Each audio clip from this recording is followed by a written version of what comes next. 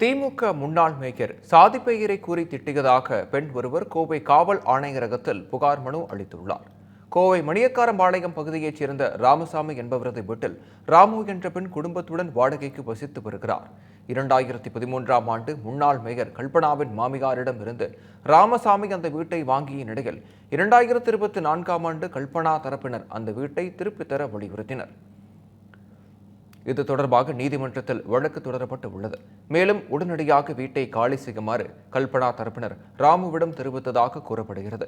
வீட்டை காலி செய்வதற்கு ராமு அவகாசம் கேட்டதாகவும் அதற்கு மறுப்பு தெரிவித்ததால் இரு தரப்பினருக்கும் இடையே வாக்குவாதம் ஏற்பட்டதாகவும் கூறப்படுகிறது.